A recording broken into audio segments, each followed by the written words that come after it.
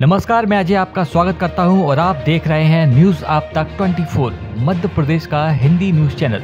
चलिए देखते हैं मध्य प्रदेश की 25 मुख्य खबरों को, लेकिन उससे पहले कमेंट करके हमें बताइए कि आप न्यूज किस जिले से देख रहे हैं। साथ ही वीडियो को लाइक, शेयर और चैनल को सब्सक्राइब करना ना भूलें। हमारे फेसबुक पेज को भी फॉलो करना ना भूलें, जिसका लिंक डिस्क्रिप्शन बॉक्स में दिया गया है। श्वान ने काटा तो जेल जा सकता है मालिक। श्वान के काटने पर मालिक के खिलाफ एफआईआर दर्ज हो सकती है और वह जेल भी जा सकता है। आए दिन सुनने में आता है कि श्वान के काटने से काई गंभीर रूप से घायल हो गया। किसी पालतू श्वान ने रोड चलते किसी व्यक्ति पर अटैक कर दिया। अब ऐसे में सबको ये पता है कि श्वान जैसे पालतू जानवरों की रक्षा के लिए कई कानून कायदे हैं, लेकिन अगर कोई पालतू श्वान किसी को काट लेता है तो उसके खिलाफ भी शिकायत करने का प्रावधान है। कानूनी अधिकार को समझाते हुए अधिवक्ता दीप्ति सोलंकी बताती है कि श्वान के काटने पर उसके मालिक के खिलाफ मामला दर्ज हो सकता है और अगर चोट गंभीर है तो मालिक को जेल भी जाना पड़ सकता है। आमतौर पर लोग ऐसे मामलों में कानून न जानने की स्थिति में शिकायत दर्ज नहीं करवाते हैं और कई बार आपसी विवाद भी हो जाते हैं।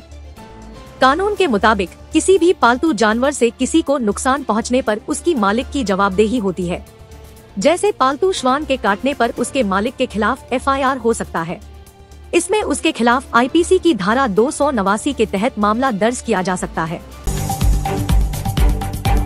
इंदौर के स्कूल में तलवार लेकर पहुंचा छात्र, शिक्षकों से की अभद्रता। शहर के लसुड़िया थाना क्षेत्र में एक छात्र स्कूल में तलवार लेकर पहुंच गया। उसने स्कूल के शिक्षकों से अभद्रता की और साथ ही स्कूल में कुर्सी टेबल में तोड़फोड़ भी की।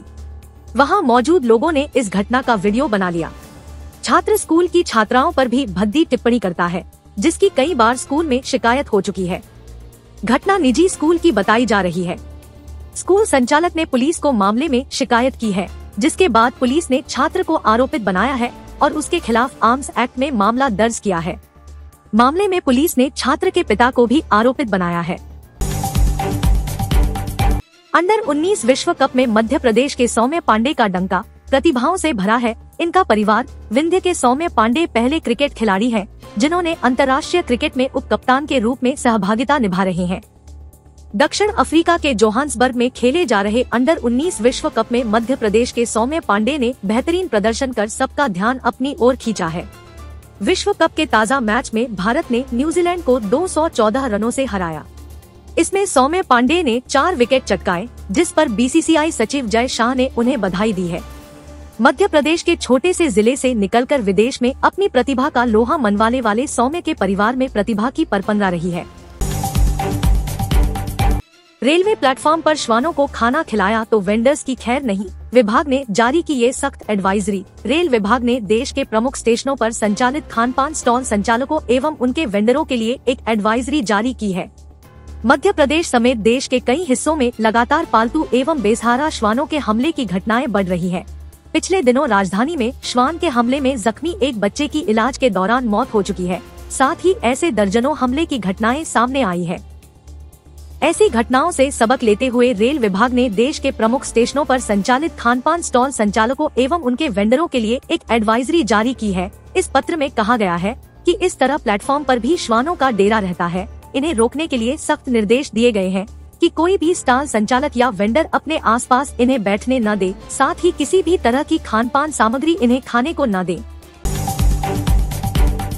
भिंड और मुरैना के 2 तस्करों से पुलिस ने बरामद की पचौरी में बनी 14 पिस्टलें। पुलिस के अनुसार जिले से बाहर जाने से पहले ही पुलिस ने मुखबिर की सूचना पर तस्करों को गिरफ्तार कर लिया।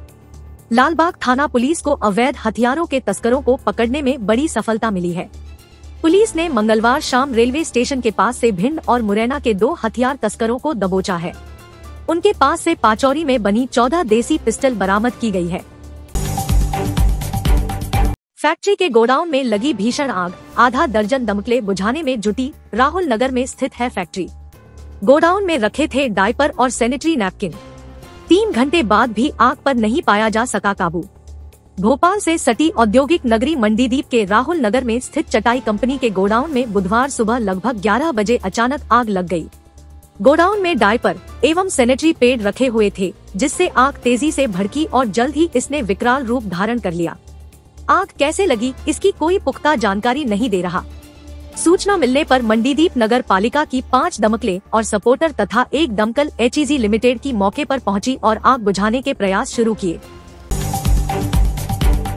अशोकनगर में ठंड से राहत, कम हुआ कोहरा, आगामी दिनों और बढ़ेगा तापमान।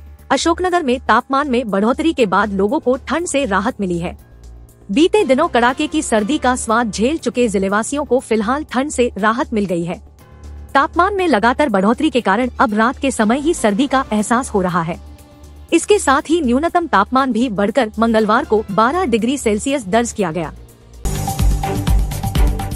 खंडवा में मोबाइल में अश्लील फोटो दिखाकर नाबालिग बालिका से छेड़छाड़, 69 वर्ष के बुजुर्ग को 5 वर्ष का सश्रम कारावास। करीब 4 वर्ष पुराने छेड़छाड़ के मामले में न्यायालय विशेष न्यायाधीश पॉक्सो एक्ट प्राची पटेल ने फैसला दिया है।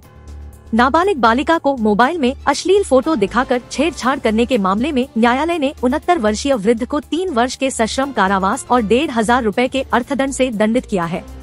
करीब 4 वर्ष पुराने छेड़छाड़ के मामले में न्यायालय विशेष न्यायाधीश पॉक्सो एक्ट प्राची पटेल द्वारा पारित निर्णय में आरोपी कुंजबिहारी पुत्र शिवलाल देसाई आयु 69 वर्ष निवासी वैकुंठ नगर खंडवा को धारा 354 भादवी और 7 सहपठित धारा 8 पॉक्सो एक्ट में 3 वर्ष का सश्रम कारावास और 500 से 500 रुपए अर्थदंड तथा धारा 7 एम सहपठित धारा 10 में 5 वर्ष का सश्रम कारावास और 500 रुपए अर्थदंड से दंडित किया गया। अभियोजन की ओर से मामले की पैरवी सहायक जिला लोक अभियोजन अधिकारी रूपेश तमोली द्वारा किया गया। झाबुआ में नाबालिग के साथ की थी छेड़छाड़, आरोपित को 5 वर्ष का सश्रम कारावास। आरोपित भैरूलाल पुत्र देवचंद पांचाल निवासी रायपुरिया हाल मुकाम गोपाल कॉलोनी झाबुआ को दोषी पाते हुए सजा सुनाई गई। अपर सत्र न्यायालय मनोहरलाल पाटीदार पेटलावत द्वारा नाबालिग के साथ छेड़छाड़ करने वाले एक आरोपित को सश्रम कारावास व अर्थदंड से दंडित किया है। ADPO सूरज बैरागी ने बताया कि सोमवार को आरोपित भैरूलाल पुत्र देवचंद पांचाल निवासी रायपुरिया हाल मुकाम गोपाल कॉलोनी झाबुआ को दोषी पाते हुए धारा 354 के तहत में 5 वर्ष का कारावास एवं 5,000 रुपए के अर्थदंड दंडित किया है।